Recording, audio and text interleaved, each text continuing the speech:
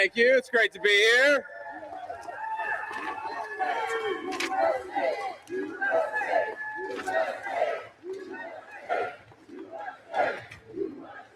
How are we doing, Milwaukee? There we go. So we had an event earlier today. Please take a seat. Take a seat. We had an event earlier today at the Pfister Hotel in downtown Milwaukee. Beautiful place. But I gotta be honest, I had a little bit of PTSD because the last time that I was in that hotel was the 2024 RNC convention. And if y'all remember, I flew to Milwaukee the Monday morning that the RNC convention starts, and I get there, and I have no idea if I'm the VP nominee or not. So I get to my hotel, which is not the Pfister, it's at the other hotel for the RNC convention, and I get a phone call. Actually, it was a text message from Susie Wiles, who was the campaign manager in 2024, and the text message says, JD, you just missed a very important phone call. I'm like, oh no. So I call the President of the United States and I say, sir, I hear I missed an important phone call. And he said, JD, you did miss a very important phone call, and now I'm gonna have to pick somebody else. And like, you know, my entire body clenches up. I'm like, is this real? And then at the same time, my 7-year-old, who's now 9, but at the time, my 7-year-old boy is talking to me about Pokemon cards. So I'm trying to talk to the President of the United States about becoming the vice presidential nominee.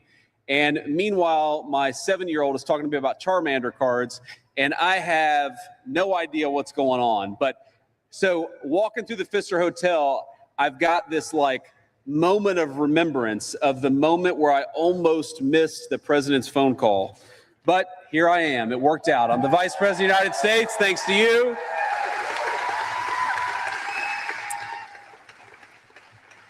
So we're here to talk about fraud. We're here to talk about protecting your taxpayer money. And most importantly, we're here to talk about protecting the programs that exist, that are funded by the generosity of the people in this room and that ought go to the people they're meant for and not to make fraudsters rich. It's a very, very simple principle.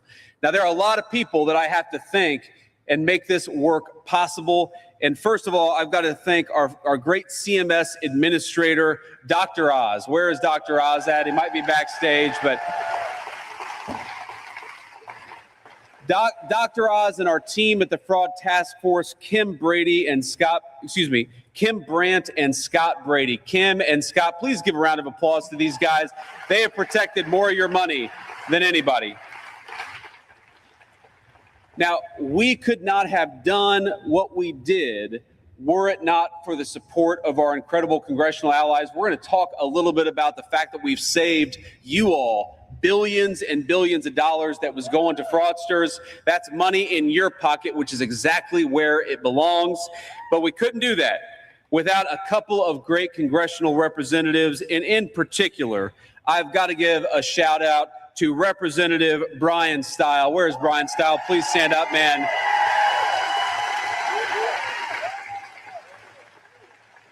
He has been a phenomenal champion for the state of Wisconsin. He has taken the fraud issue more seriously than anybody. So, Brian, thank you so much for what you're doing.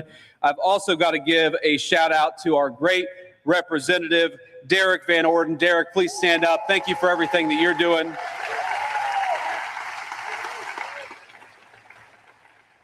And I got to say, it would be so nice to have a governor in this incredible state, one of the most beautiful states in the union, especially this time of year. I love Wisconsin, or as you guys say, Wisconsin. Love Wisconsin, but we have got to have a governor who takes fraud as seriously as the President of the United States, who's trying to save your money as much as we are in Washington, and that's Tom Tiffany. Tom Tiffany is who we got to elect the next governor.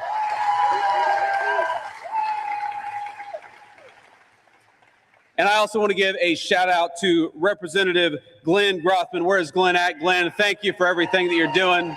God bless you. And then Representative Tony Weed. Where is Tony at? Tony, thank you so much, man. So proud of you. And of course, he's a little far away from home, but our representative, or not yet a representative, runner up for North. Look, this, stand up. Good-looking guy, young guy is going to make the next great congressman.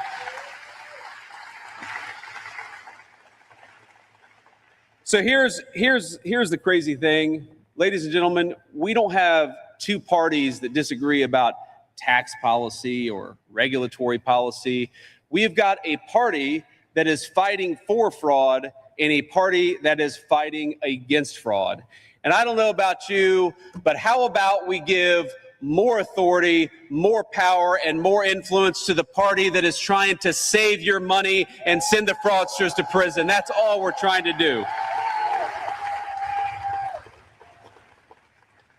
Now, let me talk about a few of the things that we've been accomplishing here. So the very day after the State of the Union address, where the president makes me the leader of the anti-fraud task force, what we do is we go about the business of stopping these companies that are set up to provide durable medical equipment. You know, this is hospital beds, oxygen tanks, things like that, things that the American people need, and the Medicare program exists to ensure that our seniors have access to.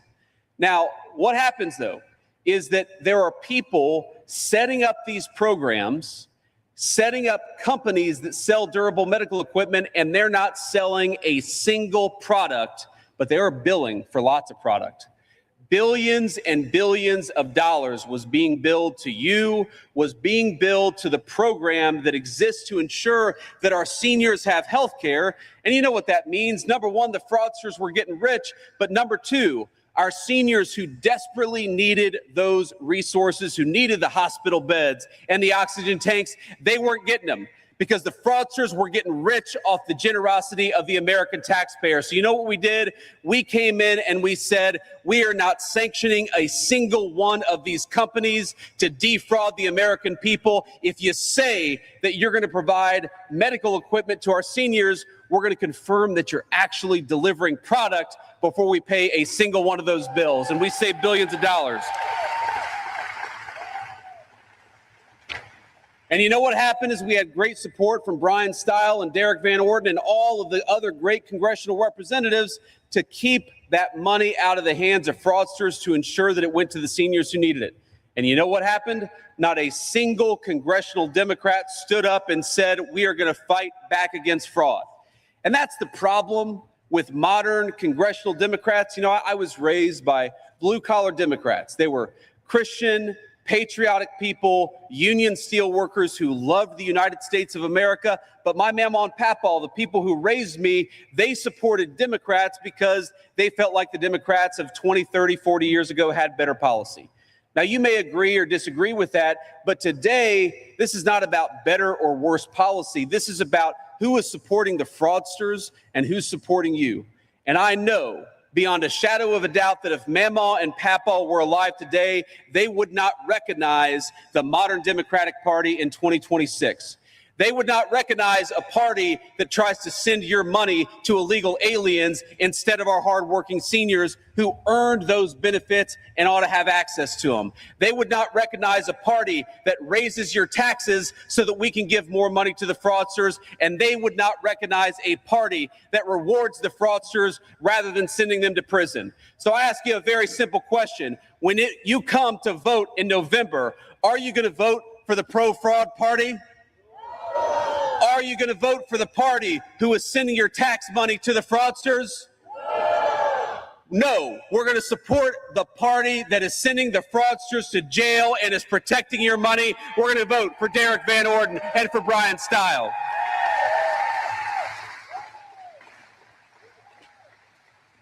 Now, I want to talk about another fraud crackdown, and this is almost hard to believe. But, you know, we have a program called the H-1B visa program. And this goes to show how broad-based the fraud task force is we're fighting for your taxpayer money, but we're also making sure that fraudsters don't take advantage of these visa programs.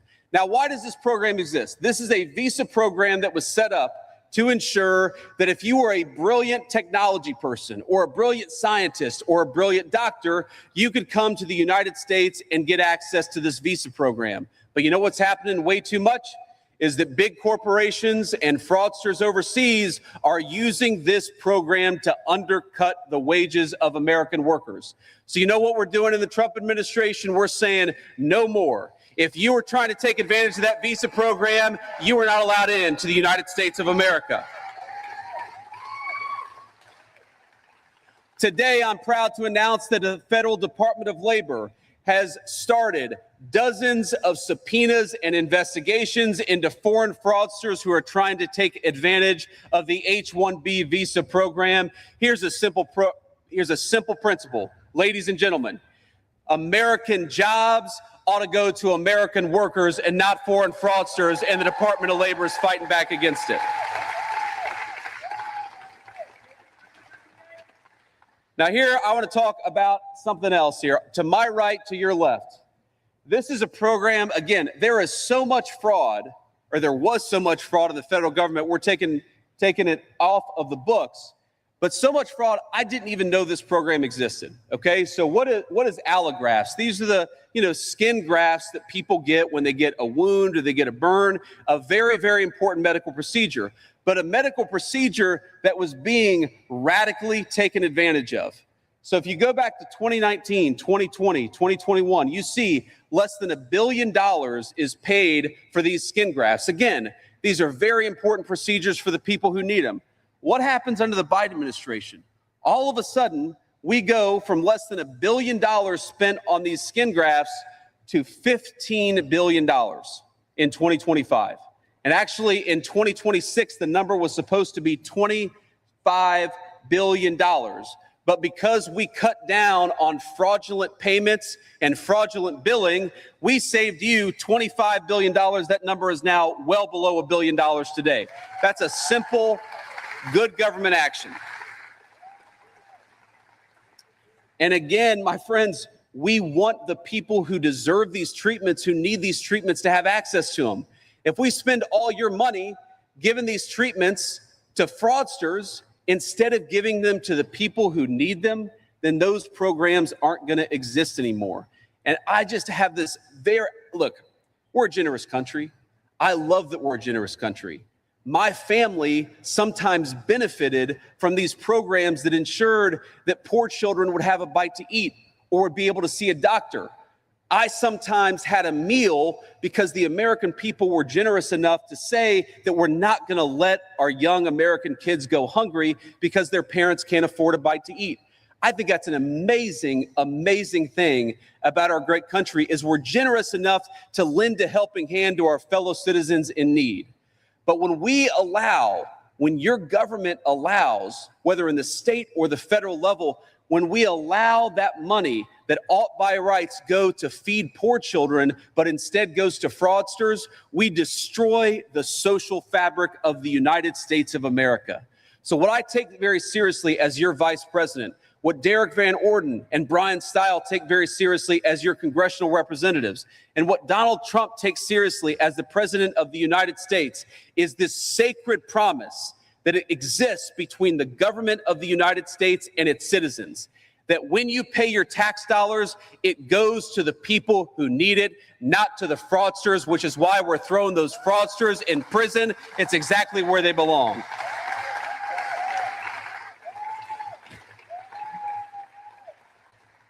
Let me talk about another program. So we have, again, these things that I didn't even know existed until I got into politics. We have a program, an amazing program, to help young mothers. And I care about this very personally. Usha is currently pregnant with baby number 4. She is 37 weeks pregnant, and I appreciate your prayers. I love you, honey, if you're watching at home.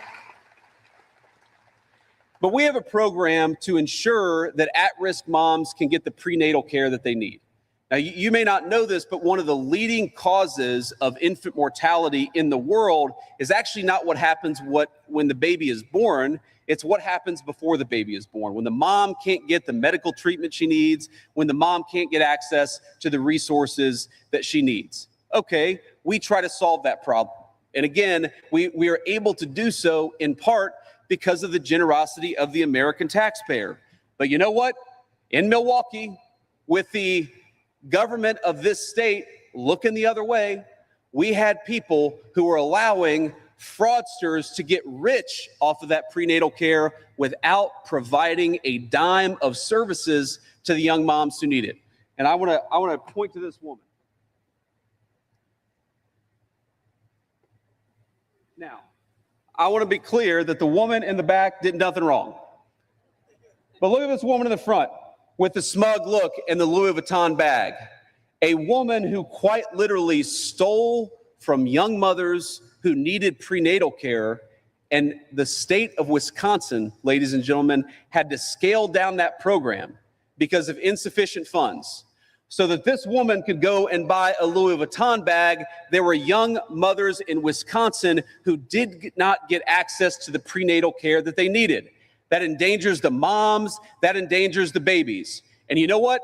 Derek Van Orden and Brian Stile fought against it, and the congressional Democrats that they go to work with every single day fought for it. So here's a simple question, here's a simple principle.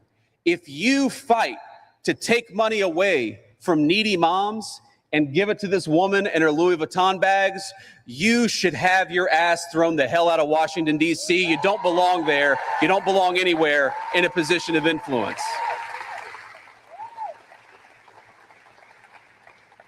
And I'm sorry, excuse my language. I know we got a couple of kids in the audience. My wife, I love her. She gets on me all the time because I was raised by a gun-toting, F-bomb dropping grandmother. And we've got an F-bomb dropping grandmother right over here, I can tell.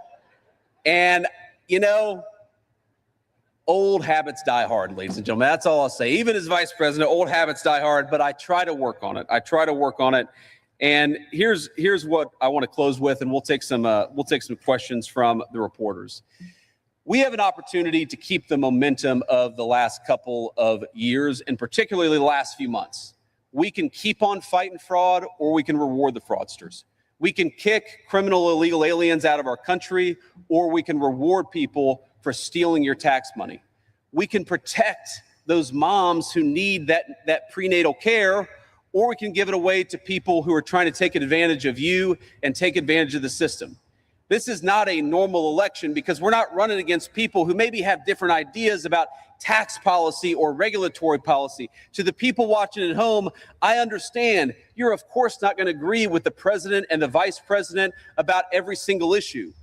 But what I hope we can all agree on is the simple principle that the people's government exists to fight for the people and not the fraudsters. So, thank you. So please help us out by sending Derek Van Orden and Brian Stile back to Washington, D.C. Keep the pro-fraud party out of Washington. Keep these guys fighting for you. Thank you, ladies and gentlemen. It's an honor to be here.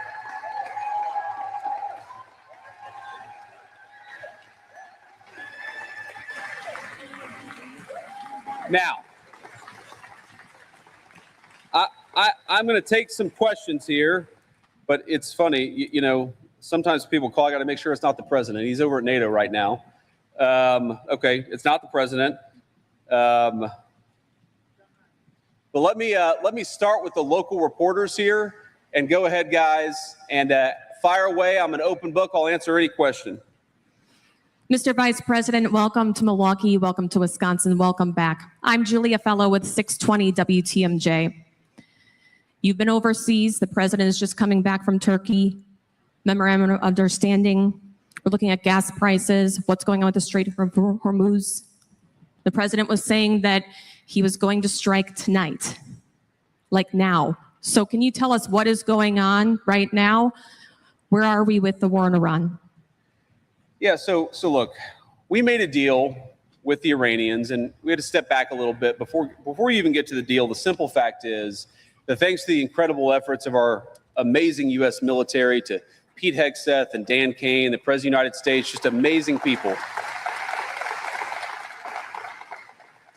But most of all, thanks to the troops, we came into the situation with maximum leverage and maximum strength.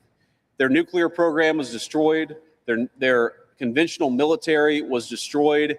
And you've got some people within the Iranian system who are saying, you know what? We want to change our relationship with the United States. We want to turn over a new leaf. And the president said, okay, we will sit down at the table and negotiate and see if the smart people in that system can take over from the crazy people. Well, here's the basic deal that we cut. The basic deal that we cut was, we'll lift our blockade if you stop shooting at ships. But if you shoot at ships, We are going to punch back, and we're going to punch back harder than ever before. That was the deal. They said they would stop shooting at ships, and what happened 24 hours ago? They started shooting at ships again. Now, they were good. They were well behaved for about a week, but then they started shooting at ships. So the deal is very simple. If they shoot at ships, we're going to knock the hell out of them, and it's that simple, and that's the basic way it's going to work.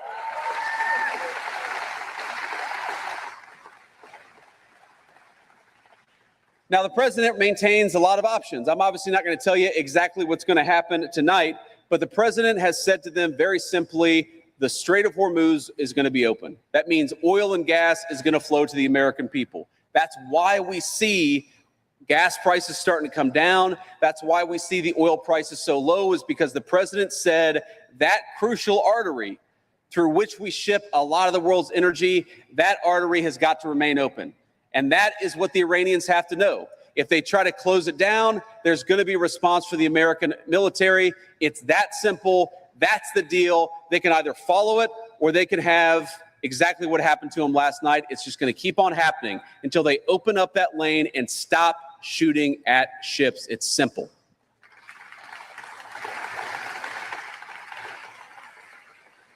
Next.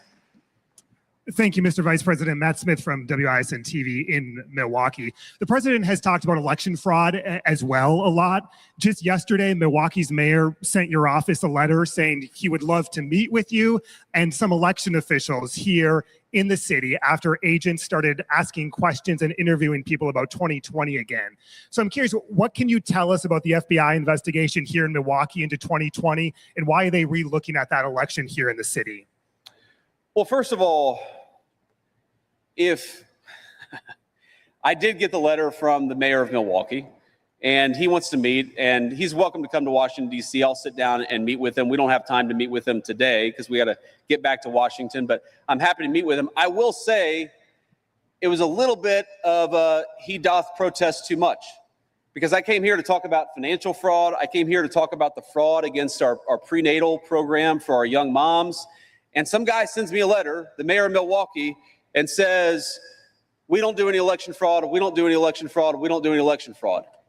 And my response to that is, you know what, it kind of reminds me of like a couple weeks ago, I get home to the Naval Observatory, the nicest public housing anywhere in the United States of America, and my 6-year-old greets me, and I love my little boy, but he's a little mischievous, and he gives me a big hug. He says, Daddy, I'm glad you're home. I didn't steal any of the cookies.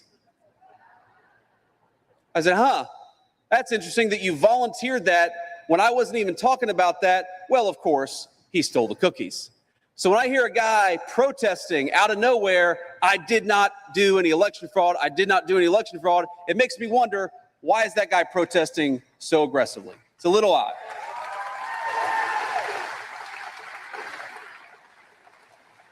The second thing I'll say is, look, there's, of course, this big debate about how much election fraud happens in the United States of America. You guys know my views. We're not going to settle this here. First of all, any election fraud is too much election fraud in the world's greatest and oldest constitutional republic.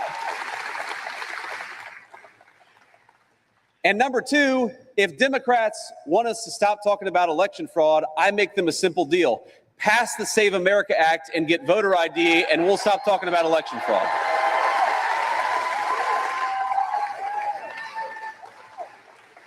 We are the only advanced democracy anywhere in the entire world that doesn't require you to show a voter ID to vote. It's simple.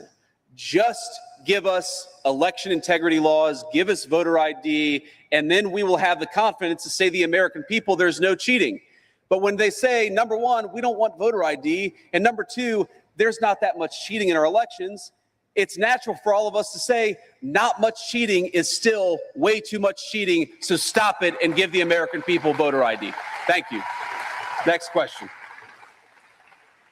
Thank you, Mr. Vice President. Vanessa Kelson, Gray Media. What will happen if Wisconsin Governor Tony Evers does not hand over the SNAP rolls or the Medicaid enrollment data to your administration? Well, look, we're going to look at what we can do to force him to give her that data. And just to give some context to the question for those of you who don't know. So the SNAP program, which is one of the most important programs that exists in the federal government, it ensures that low-income families have enough food to eat when they're down on their luck. Would you be shocked to know that most states do not do eligibility checks for the SNAP rolls anywhere? Doesn't happen in California, doesn't happen in a lot of other places. I'm the Vice President of the United States, and I could not tell you, not because I don't want to, but I cannot tell you whether the state of Wisconsin has illegal aliens who are ineligible, who are receiving food stamp benefits paid for by your tax dollars. And the reason why I don't know the answer is because the governor of this state will not give us the data that allows us to say, well, this person is eligible, this person is an illegal alien, scratch them off the list. Now ask yourself, ladies and gentlemen, that is, in my view, borderline criminal. If you are administering a program collecting billions and billions of dollars and you don't check whether the people you're giving that money to are actually entitled to it, that is a complete scam that's being perpetrated on every single person in this room. So what we've asked the governor to do is just give us the data so that we can check whether you've got illegal aliens on your food stamp rolls, and he's saying absolutely not. And I think the only plausible explanation for that is that he cares more about protecting illegal aliens than he does the good citizens of Wisconsin. It's a scam, and it has to stop.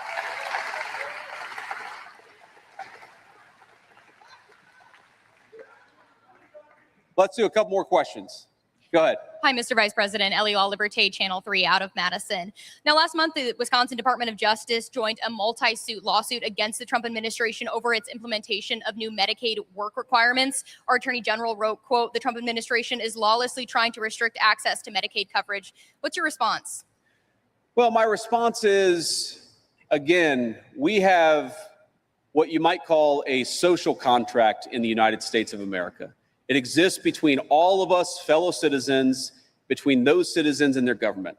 And the basic idea is when I hand over $1 to the federal government, I expect my government officials to spend it wisely, to make sure it's not going to fraud. And if you have somebody who's receiving those benefits, to make sure that they're at least looking for a job before they get a lot of free money from the federal government. So when I hear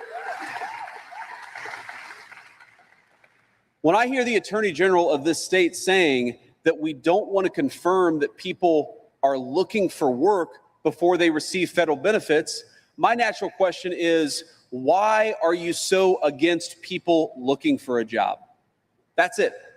We're not saying that we want anybody to go without medical benefits. What we're saying is that we want you, if you're going to receive these benefits, we want you at least to try to find a job. And I think in the same way that every single person in this room and every single tax-paying citizen of Wisconsin hands their money over to the government, it's totally reasonable for them to expect the beneficiaries of that money to at least be looking for work. That's the contract. And if you violate that contract, you shouldn't get a dime of federal money. Why don't we do one more question? Hi, I'm Mary Spicuzza with Milwaukee Journal-Sentinel newspaper. My coworker and I started investigating prenatal fraud here in Milwaukee almost a decade ago. And we noticed that state officials started investigating, federal officials, federal prosecutors. So two-part question, do you think because all those people came together, is that an example of people working together and doing what they're supposed to do? And what do you do now to make sure that the women and babies who are supposed to be getting help are actually getting help? Yeah, so first of all, the most important way to ensure that the people who deserve the help, who need the help, actually get it, is to cut down on the fraud. Because money doesn't grow on trees, and there are limited resources. This is one of the reasons why I personally care so much about fraud. I want to save every single one of you money, but I also want to ensure that when a young mom goes in to get some prenatal vitamins and she can't afford them, she's able to get access to them because a fraudster hasn't taken advantage of that program. Part of what we're trying to do is to ensure that these programs exist for the next generation. Look, just take one of the biggest federal programs out there, Social Security. People pay into Social Security for their entire working lives. Every single day, or every 2 weeks, I should say, we get a paycheck, and we see on that paycheck the amount of money that is going to Social Security.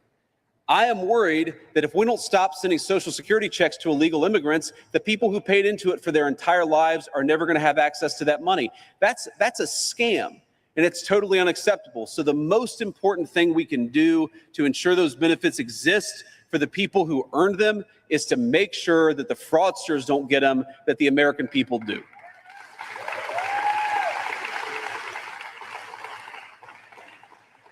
But you also asked about this mail fraud investigation, and absolutely, the answer to your question is yes. I think that's a great example of the federal government and the state government working together to cut down on fraud, and we want to see that model replayed and replicated on a number of programs.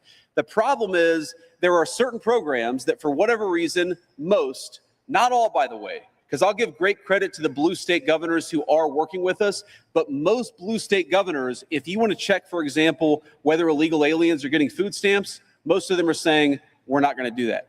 If you want to check if illegal aliens are getting access to Medicaid health benefits, most of the blue state governors are not willing to do that. And I think it's just sad that this should be a bipartisan issue. If you're a Democrat and you believe that Medicaid should exist to provide good health benefits to people who can't afford them, then why don't you want to cut down on the fraud? If you care more about fraud than you do about these health benefits, it starts to make it look that you care more about illegal aliens than you do about the citizens of Wisconsin. That's what it looks like to me. So I'll say to the governor of this state, even though he's not of my political party, the attorney general, anybody else, you have an open offer to come into the White House and to talk about how we can combat fraud together. I will work with you. I will make it easier. I will give you federal resources. I will do whatever I need to do, but it's got to be a two-way street. If you're hiding the food stamp rolls because you don't want to tell us whether illegal aliens are getting food stamp, that's not cooperation. That is you hiding criminal conduct from the American people, and it's a scandal, and it absolutely has to stop.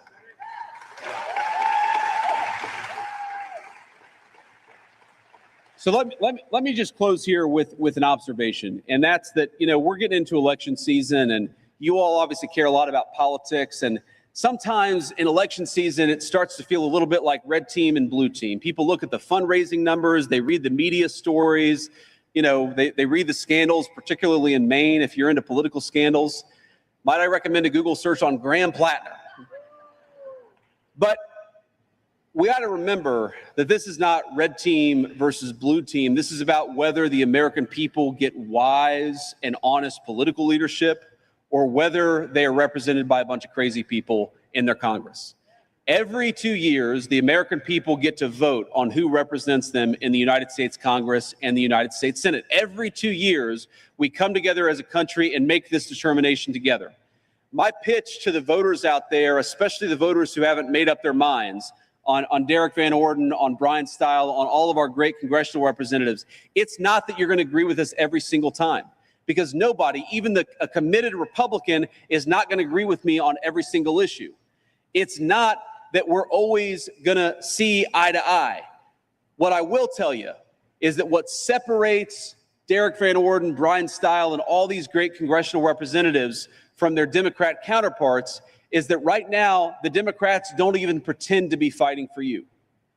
Now, we could disagree, for example, about what should the police department's budget be. That's a reasonable, rational conversation for Republicans and Democrats to have. That's not the conversation that we're having.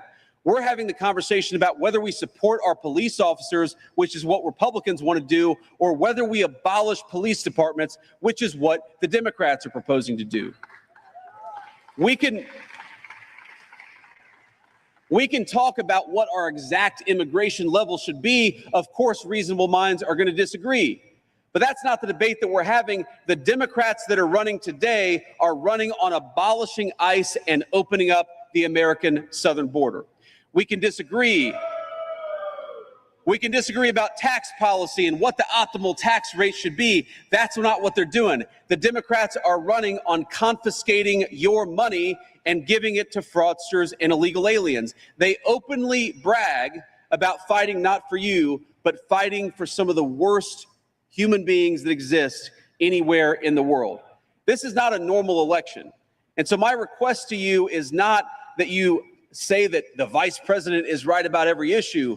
My request to you is that you send people to Washington who are of good character and recognize that you are their boss, not the fraudsters, not the illegal aliens, and not the bosses of the 21st century Democratic Party. There are a lot of Democrats out there, a lot of independents, and of course, a lot of Republicans who look to Washington and don't recognize the congressional leadership of the Democratic Party in 2026.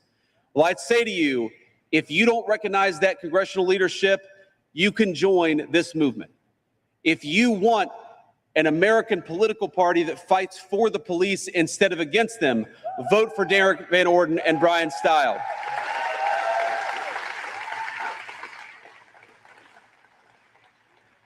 If you want an American political party that cuts your taxes instead of raising your taxes to give it to fraudsters, then you got to support Glenn Grothman and Tony Weed.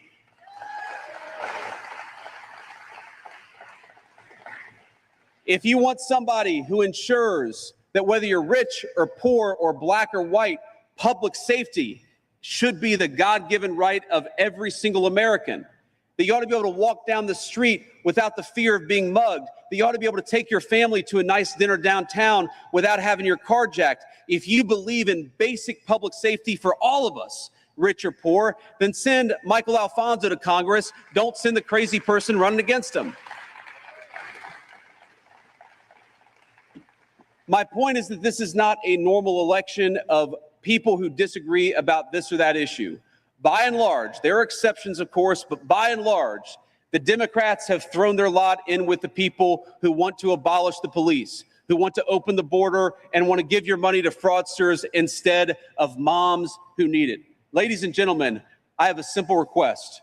When you go to the ballot in November, when you cast your vote, send us people to Washington, D.C. who fight for you, and send the crazy people back home where they belong. God bless you, and thank you for having me here in Milwaukee. Detroit Auto Worker, let me thank you for your time. You work a 40-hour week for a living, just to send it on down the line.